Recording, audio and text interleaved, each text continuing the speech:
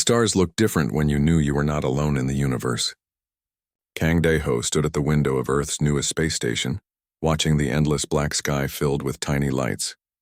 Each light could be a sun with planets around it, and now humans knew for certain that some of those planets had life. 3 months ago, everything changed. Humans had just figured out how to travel faster than light. The new engines worked, and ships could jump between star systems in days instead of years. Scientists were excited. Military leaders were nervous. Politicians argued about what to do next. Then the aliens found them. The first ship appeared near Mars without any warning. It was huge, bigger than any human city. The ship looked like it was made of living metal that moved and breathed. Strange lights pulsed along its surface like a heartbeat. When it spoke to Earth, the voice came in perfect human language. "Greetings, young species. We are representatives of the Galactic Council. You will comply with our instructions." That was it. No hello or nice to meet you, just orders. Dae-ho remembered that day well. He had been in a meeting with other diplomats when the news came. Everyone stopped talking. The room went silent except for the sound of people breathing. After thousands of years of wondering if humans were alone, they finally had their answer. And the answer was giving them commands. Now Dae-ho was getting ready to meet these aliens face to face. He had been chosen to lead Earth's diplomatic team. It was probably the most important job any human had ever been given. He was not sure he wanted it. "Are you ready for this?" Park Ji-woo asked as she walked into the room. She was the team's expert on alien life. Though until recently that had been mostly guesswork, she carried a tablet full of notes about the different species they might meet. "Nobody could be ready for this," Dae-ho said. "We are about to meet beings from other worlds. They already think we are too stupid to make our own decisions." The alien message had been clear. Humans were now part of the galaxy whether they liked it or not. But they were at the bottom. The Galactic Council had rules and humans had to follow them. No more weapons in space, no traveling to certain star systems, no making contact with other species without permission. And if humans did not agree, there would be consequences. Lee So-min joined them at the window. She was the chief engineer who had helped build humanity's fastest ships. "I still do not understand their technology," she said. Their ship just appeared. No engine trail, no energy signature. 1 second empty space, next second a ship the size of a mountain. "That is the point," Dae-ho replied. "They want us to know how much more advanced they are." The 3 humans looked out at the stars for a moment without speaking. Somewhere out there was the Council's main station. It was supposed to be at the center of the galaxy, orbiting a massive black hole. The station was home to 12 different alien species, all of them older and more advanced than humanity. Admiral Yoon Tae-il's voice came over the communication system. "Diplomatic team, please report to the launch bay. Our escort has arrived." They walked through the corridors of the space station toward the docking bay. Other humans they passed looked worried. Everyone knew what was happening today. The future of the human race might depend on the next few hours. In the launch bay, they saw the alien escort ship for the first time up close. It was beautiful and terrifying at the same time. The ship seemed to be made of crystal and metal that grew together like a plant. Light moved through it in patterns that hurt to look at for too long. A section of the ship opened like a flower blooming. No ramp came out. Instead, the air itself seemed to become solid, creating a bridge of nothing that humans could walk on. Dae-ho took a deep breath and stepped onto the bridge of light. It held his weight, but he could see through it to the empty space below. Behind him, Ji-woo and So-min followed. Their steps made no sound. Inside the alien ship, everything was wrong. The walls curved in directions that made no sense. Sometimes the floor was on the ceiling. Gravity seemed to come from different directions in different rooms. The aliens did not seem to notice or care that their guests were confused. Their escort was a being that looked like it was made of living crystal. It was taller than any human, with too many arms and eyes that glowed with cold light. When it spoke, the voice came from everywhere at once. "I am Velthar of the Council Enforcement Division. You will remain silent during travel. You will speak only when asked direct questions. You will show proper respect to your superiors." "And who exactly are our superiors?" Dae-ho asked. The crystal being's eyes flashed brighter. "Everyone. Your species has barely evolved past primitive tool use. You have achieved faster than light travel through luck, not skill. You are children playing with weapons you do not understand." The trip to the council station took 6 hours. During that time, Velthar explained how the galaxy really worked. The Council had been in charge for 3,000 years. They kept peace by making sure everyone knew their place. Strong species led, weak species followed. It was natural law humans were weak, therefore humans would follow. When they arrived at the Council station, Daeho understood why the aliens were so confident. The station was not just big. It was impossible. It stretched across space like a metal continent, spinning slowly around a black hole that bent light into strange shapes. Ships the size of cities looked like insects next to it. "How many beings live here?" Shiwu whispered. 40 billion, Velthar answered. Representatives from every civilized species in the galaxy. Except you, of course. You are here to receive judgment, not to participate. They were taken through halls that seemed to go on forever. Everywhere they looked, there were aliens. Some floated in the air without ships or suits. Others looked like walking oceans held together by energy fields. A few seemed to be made of pure light. All of them stared at the humans with the same expression. Not curiosity, not fear. Just mild annoyance, like they were looking at insects that had crawled into their home. Finally, they reached the council chamber. It was a sphere the size of a sports stadium, with seats floating at every angle around a central platform.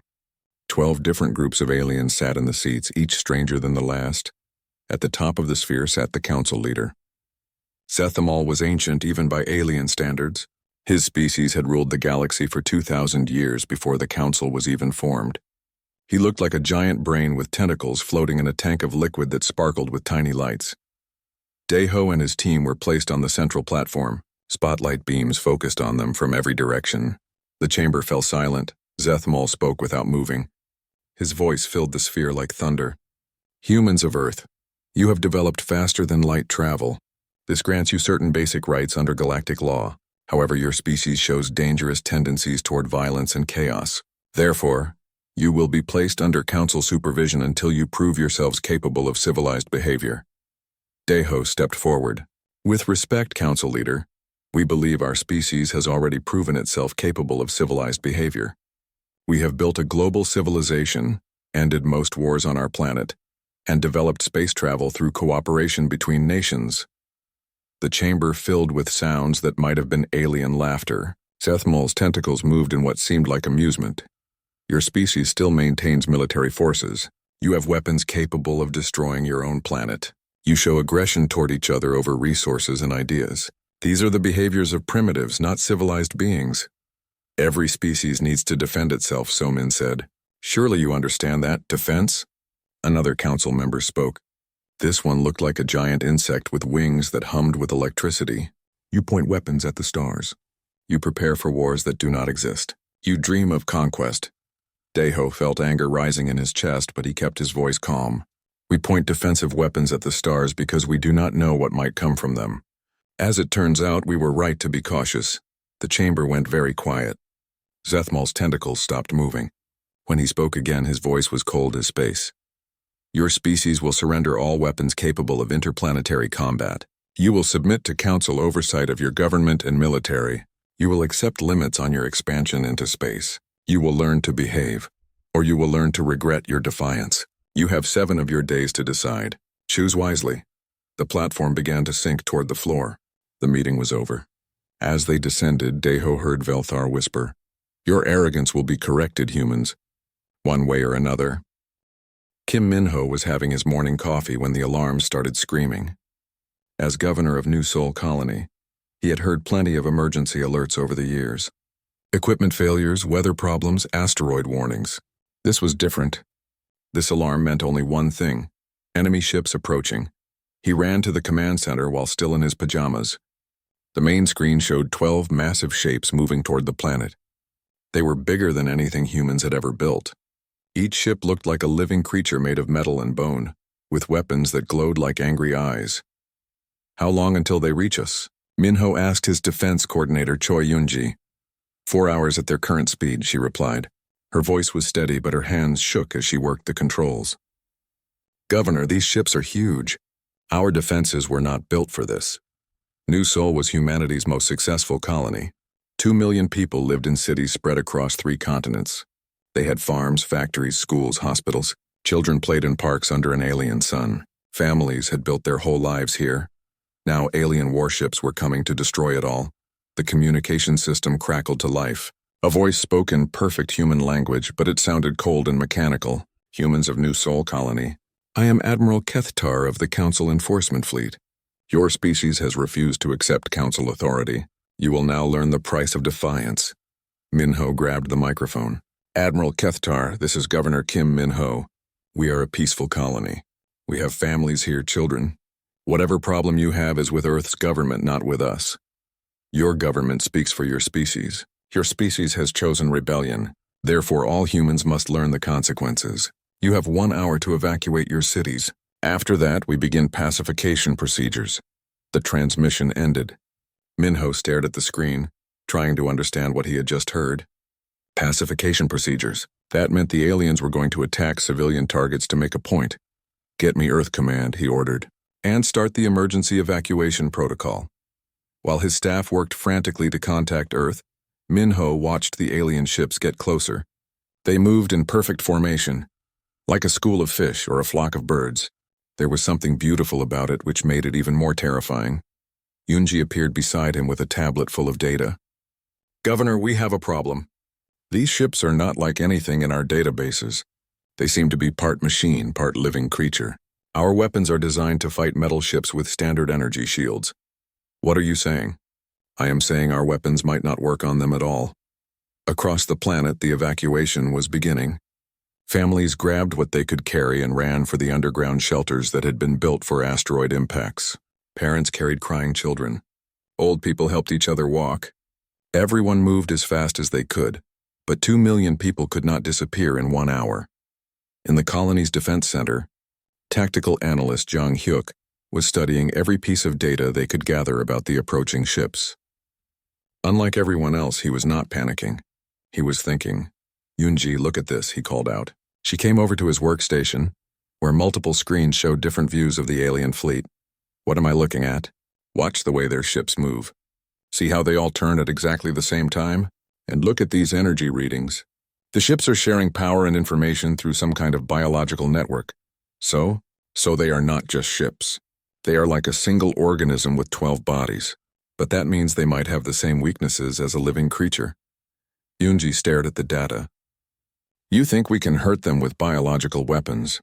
Maybe, or maybe we can confuse them. Living things do not think like machines.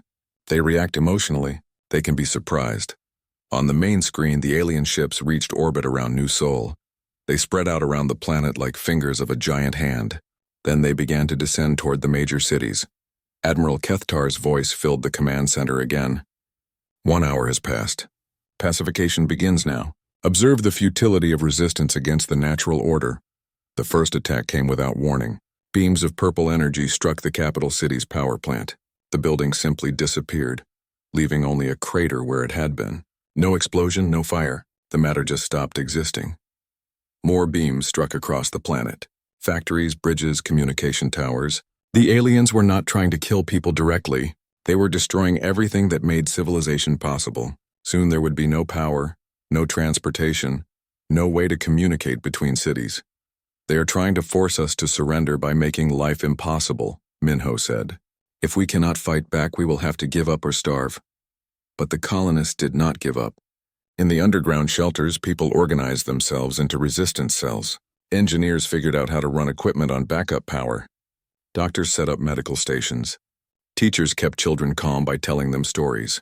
And on the surface, Yunji's defense forces began to fight back. The human weapons could not destroy the alien ships, but they could annoy them. Fighter jets attacked with missiles and energy weapons. Ground-based cannons fired everything they had. None of it did serious damage, but it forced the aliens to pay attention to the defense forces instead of just destroying cities. They are not used to this, Jang Hyuk observed as he watched the alien response patterns. Look how they react to our attacks. They should just ignore our weapons since they cannot hurt them, but instead they are turning to fight us. What does that mean? It means they are used to enemies who give up quickly. They do not know how to handle an enemy that keeps fighting even when they are losing. The battle continued for hours. Human ships were destroyed one by one, but new ones kept appearing.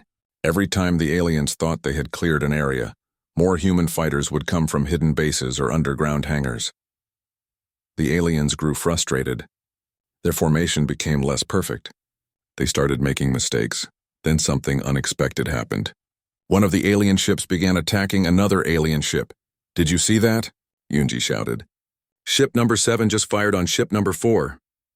On the tactical display, they could see the alien fleet falling into chaos. Ships that had moved in perfect harmony were now confused and disorganized. Some were firing on each other. Others were flying in random directions. "What is happening to them?" Minho asked. Jang Hyuk smiled for the first time that day. "I think our attacks are working. Not the weapons themselves, but the stress. These ships share a biological network, right? When we attack one ship, all the others feel it too. We have been giving them a massive headache for hours. And they are not used to headaches." "Exactly. Their species probably conquered the galaxy by being so overwhelming that nobody fought back. They have never had to deal with an enemy that refused to quit." The alien fleet was definitely in trouble now. 3 ships had left orbit entirely. 2 more were floating dead in space. The remaining 7 were trying to regroup. But they kept bumping into each other like drunk humans trying to dance. Admiral Kethtar's voice came over the communication system again, but now he sounded angry instead of calm. "Humans, your resistance is pointless. Submit now or face complete destruction." Governor Minho picked up the microphone. He thought about his people hiding in shelters. He thought about the children who were scared and the parents who were trying to protect them. He thought about everything the aliens had destroyed today. When he spoke, his voice was steady and strong. "Admiral Kethtar, you have made a critical error. You thought you could scare us into surrendering by attacking innocent people. You thought we would give up when faced with superior technology. Your weapons cannot harm us.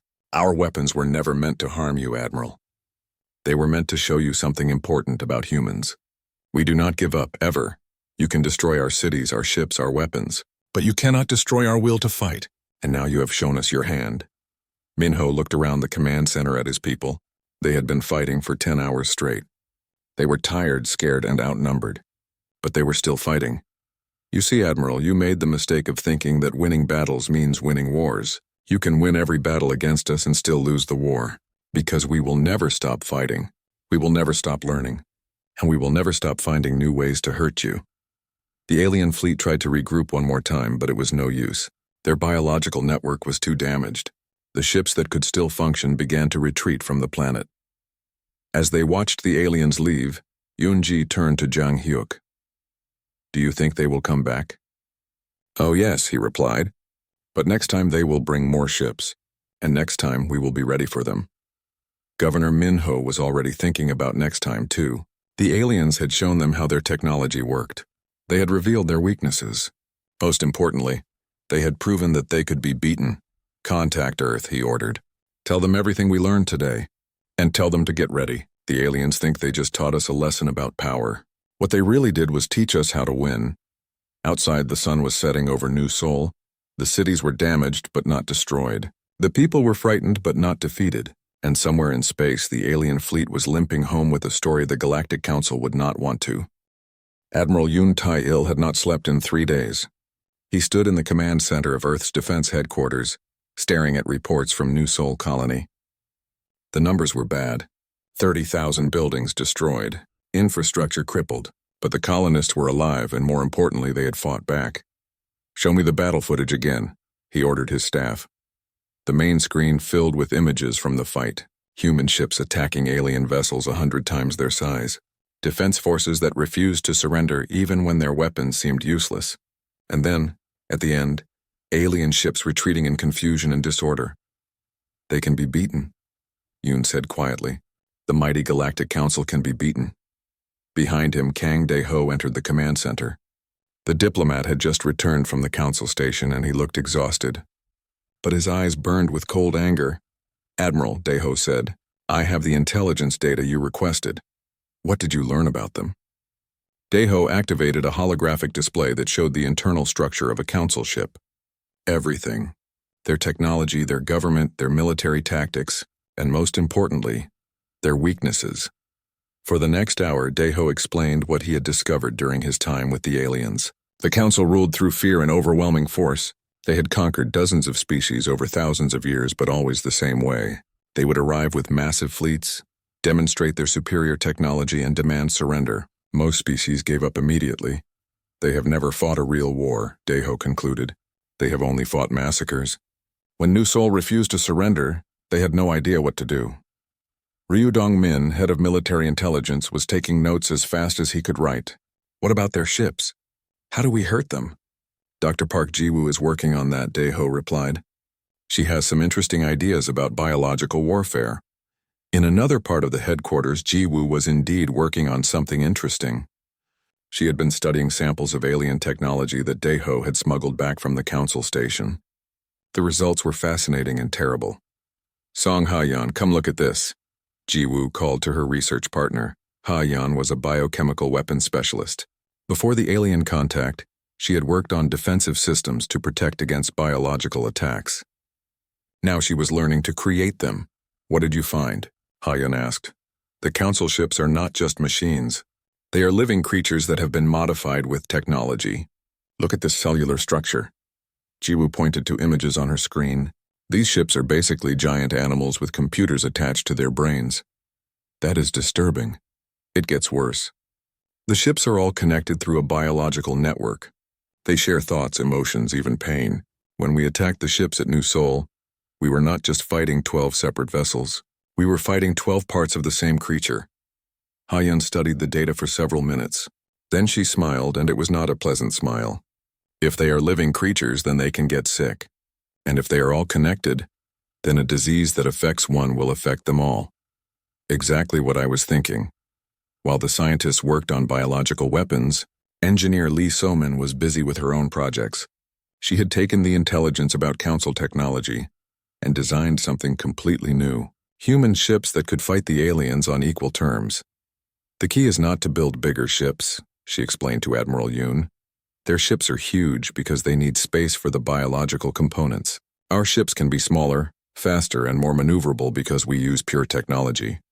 Will they be strong enough? They will be strong enough for what we need them to do. We are not trying to conquer the galaxy, Admiral. We just want to send a message. Captain Oh Sang-wook was inspecting the first of the new ships. It was called a stealth destroyer, and it was unlike anything humans had built before. The ship was small enough to land in a football stadium, but it carried enough firepower to destroy a city. More importantly, it could become invisible to most sensors. How does the stealth system work? He asked So-min. We studied how the council ships detect other vessels. Then we built a ship that does not look like a ship to their sensors. To them, we will appear to be a small asteroid or a piece of space debris. And when we attack, by the time they realize what we really are, it will be too late. In the intelligence center, Ryu Dong-min was coordinating with resistance groups across the galaxy. The Council's attack on New Seoul had been broadcast on communication networks throughout known space. Every species under Council rule had seen the footage of humans fighting back.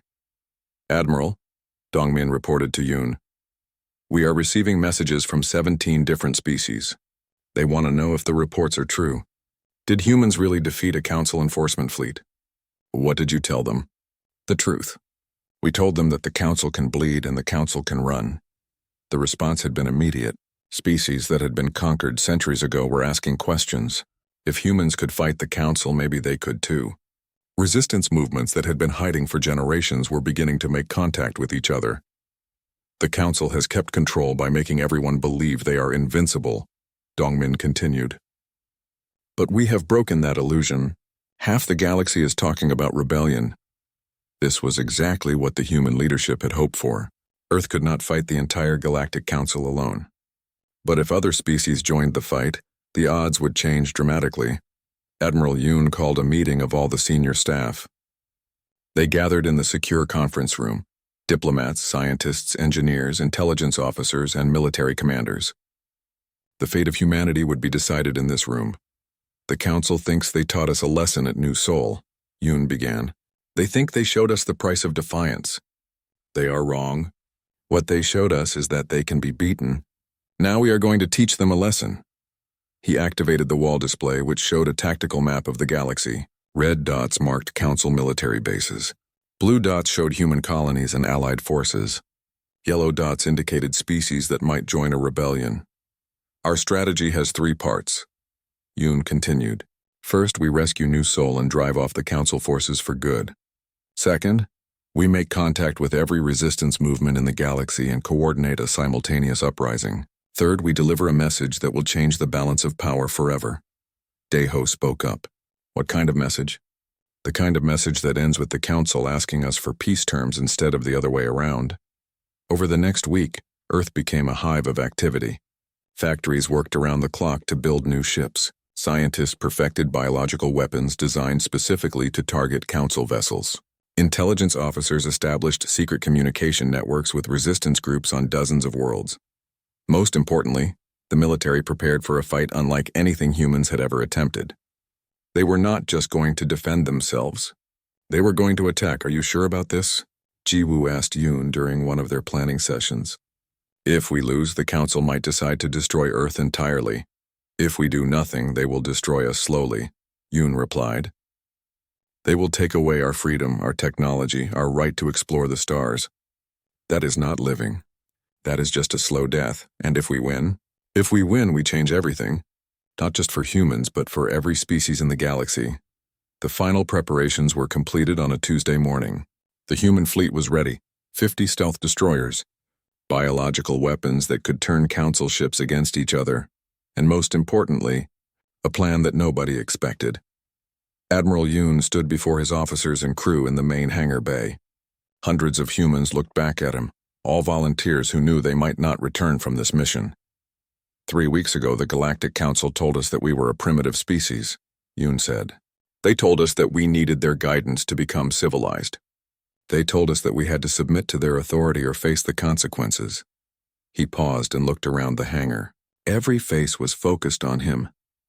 Today we are going to show them what happens when you threaten a species that has spent its entire history fighting against impossible odds.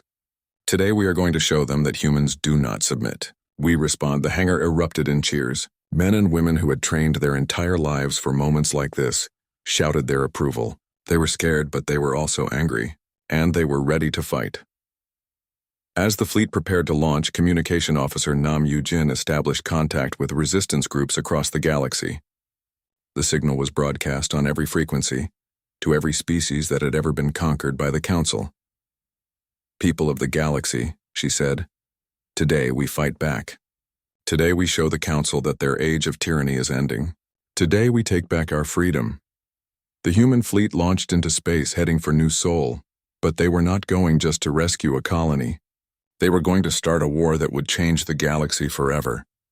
And somewhere in the depths of space, alien species that had been silent for centuries began to prepare for rebellion. Captain Oh Sang-wook checked his instruments one final time. His stealth destroyer hung in empty space, invisible to the massive Council fleet that surrounded New Sol.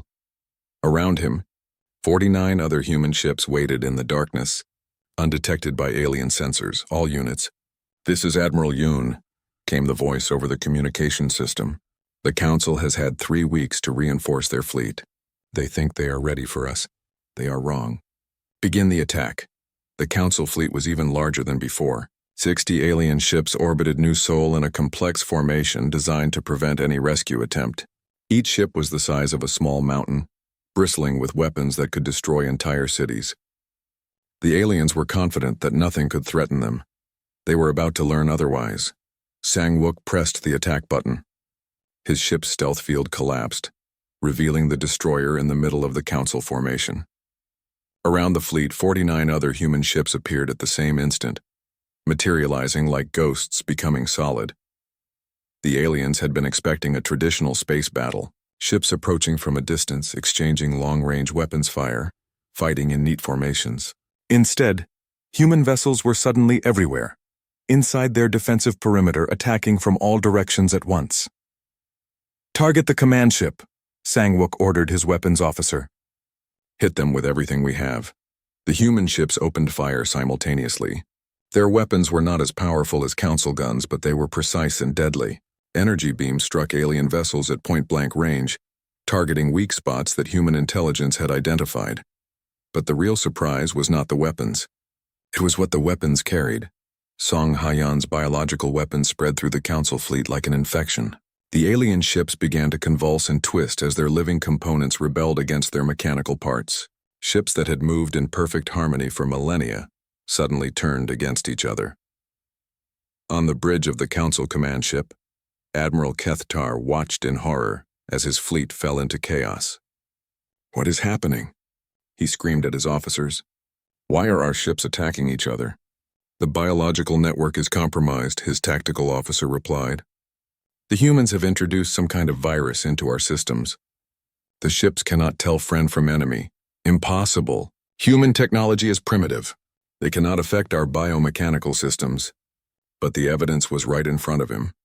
Council ships were firing on their own allies. Some vessels were spinning out of control as their biological components fought against their artificial intelligence. Others had gone completely dead, floating helplessly in space. In the middle of the chaos, the human ships moved like sharks among confused whales. They were smaller and faster than the alien vessels, darting between the massive council ships and striking at weak points. Ace pilot Baek Ji-hoon led a squadron of fighters in an attack on the council flagship. His ships were tiny compared to the alien vessel, but they moved with precision that the council had never seen before. "Remember the plan," Ji-hoon told his squadron. "We are not trying to destroy the flagship. We are trying to capture it." The flagship was the largest ship in the council fleet, a living cathedral of metal and bone that housed thousands of alien crew members. Under normal circumstances, it would have been impossible for human fighters to even approach it. But the biological virus had affected this ship too.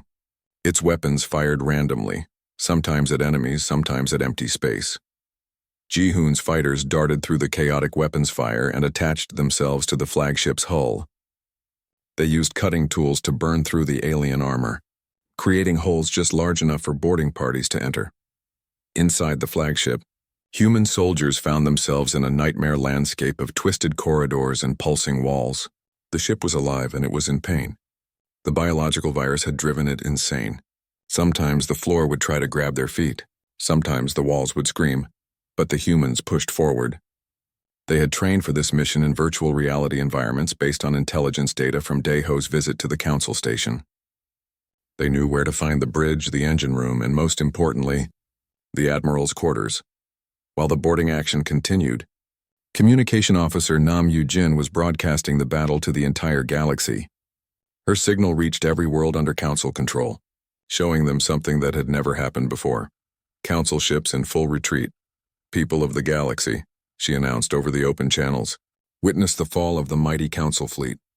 See how they run when faced with an enemy that refuses to submit." The psychological impact was immediate. On dozens of worlds, species that had been enslaved for centuries saw the footage and began to rise up. The Council's aura of invincibility was shattered. If humans could defeat them, anyone could. Back at New Seoul, the battle was turning into a rout.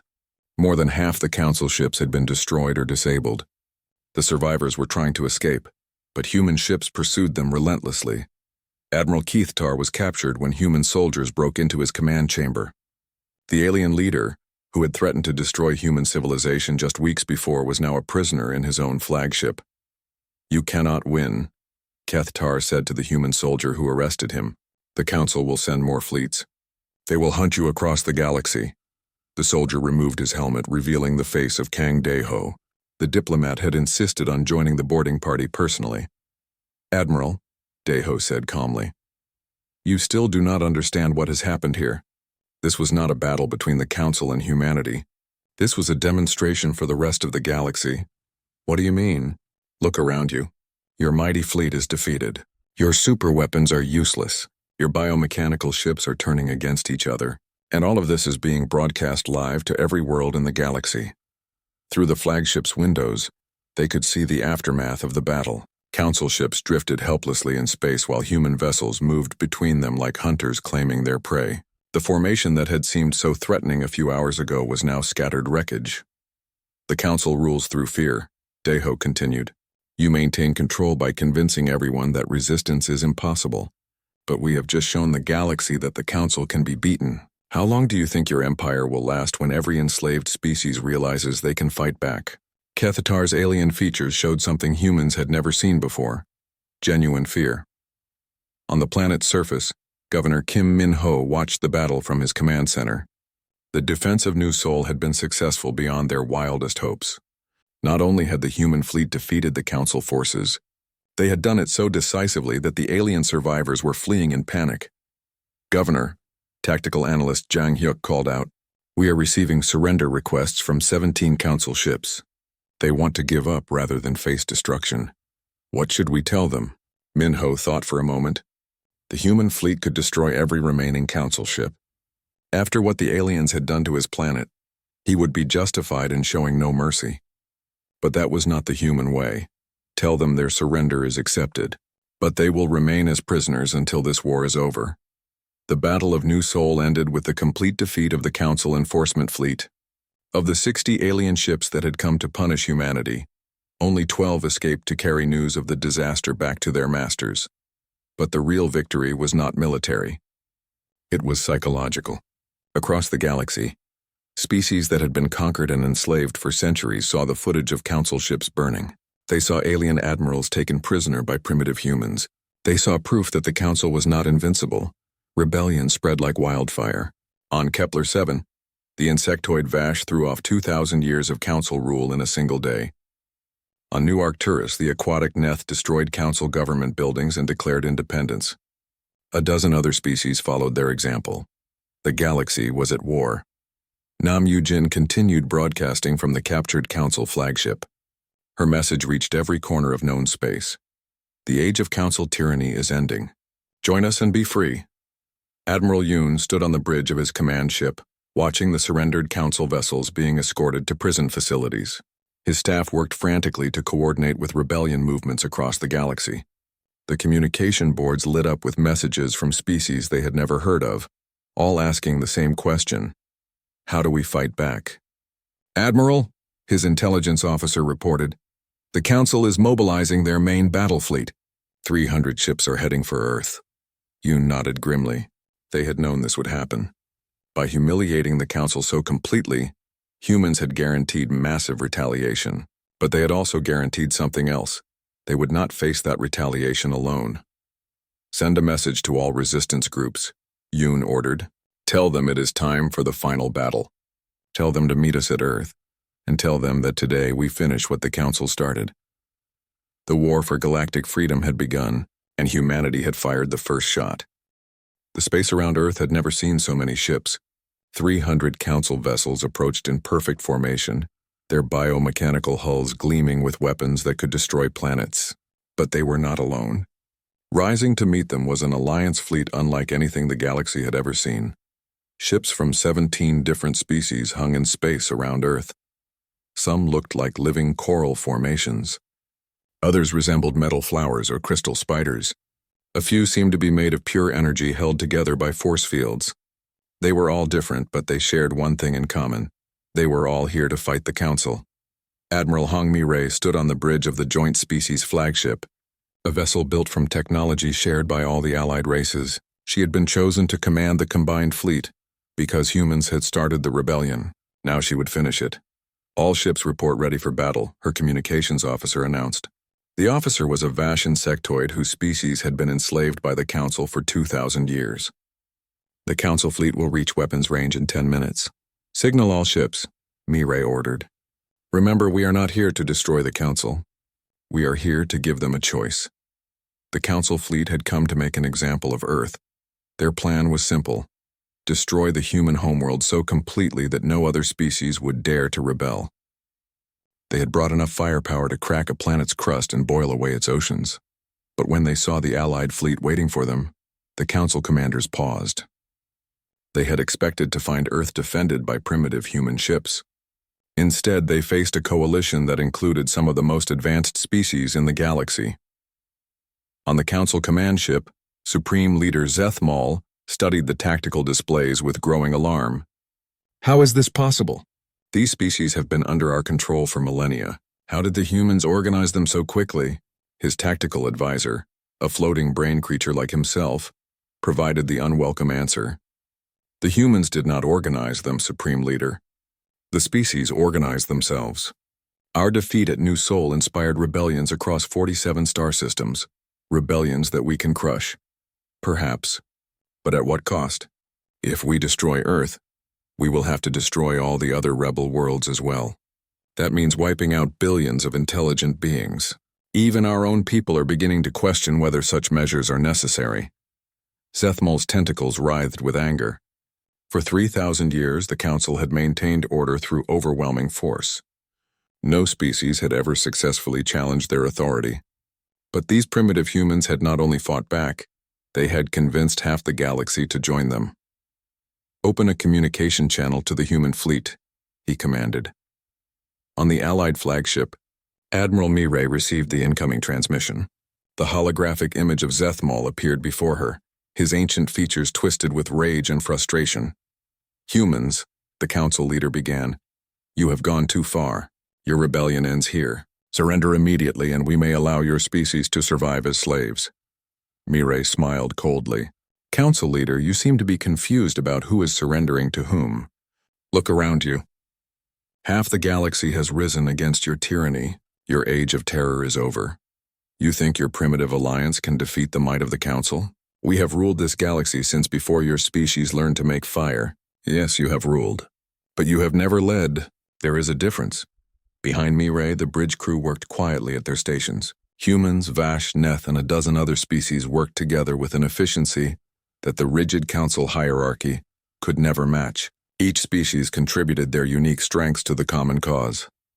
"Last chance, humans," Zethmal snarled. "Submit or be destroyed."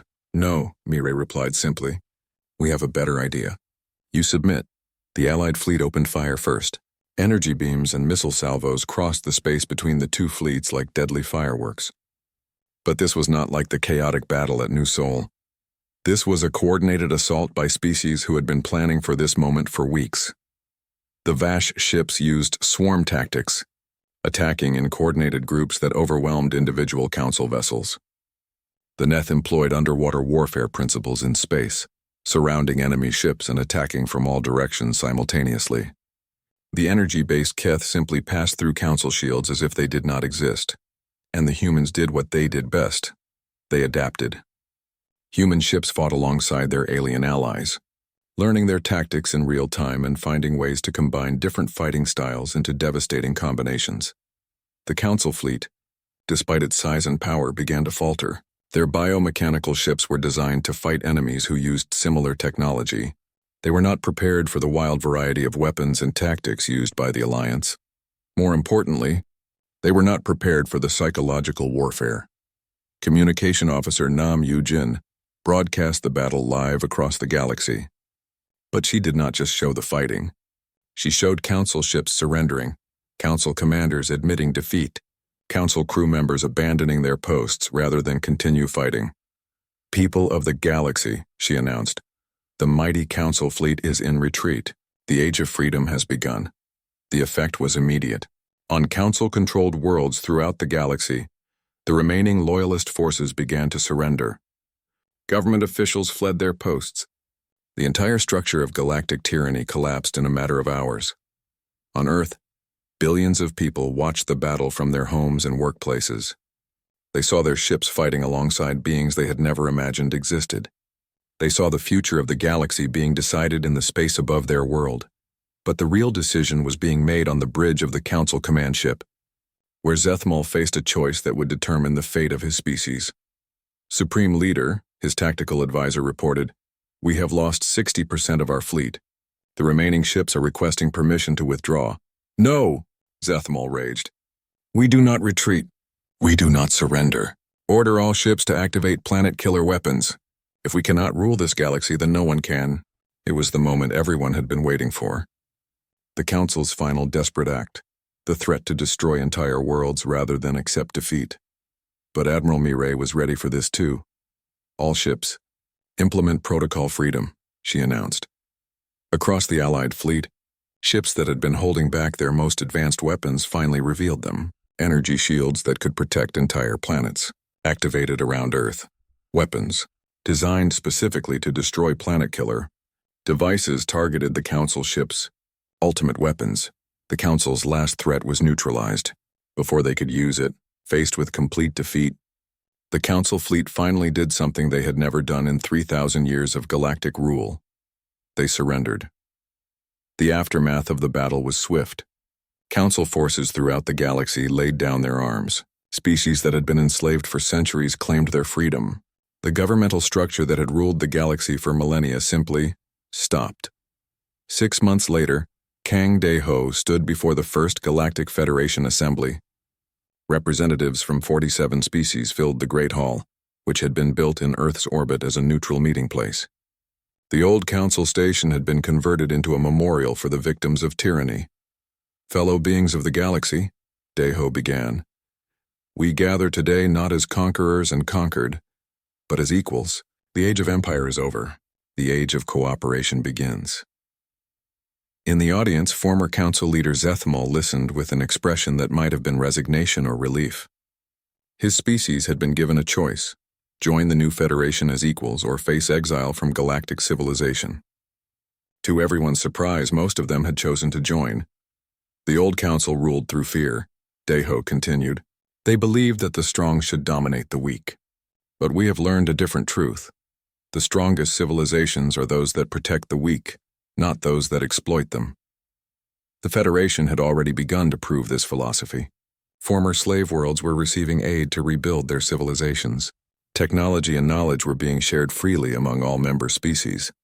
For the first time in thousands of years, the galaxy was at peace. But it was not a peace imposed by force. It was a peace chosen by free beings working together. After the assembly, De-ho walked to the observation deck of the station. Through the transparent walls, he could see Earth hanging in space like a blue jewel. Around it, ships from dozens of species moved in peaceful formations, their crews working together to build a better future. A young Vash approached him. The insectoid being was barely out of adolescence, but she had been elected to represent her people in the Federation Youth Council. "Ambassador De-ho," she said in accented but clear human language, "my people have a question. What would have happened if the council had simply asked for peaceful cooperation instead of demanding submission?" De-ho smiled. It was the same question he had been asked many times over the past months. Then none of this would have been necessary. Humans respond very well to requests. We just do not respond well to threats. And now we build something better than an empire. We build a community. The young Vash tilted her head in a gesture that meant understanding in her species' body language. "My grandmother lived through the conquest of our world. She says the council told us we were too weak to govern ourselves.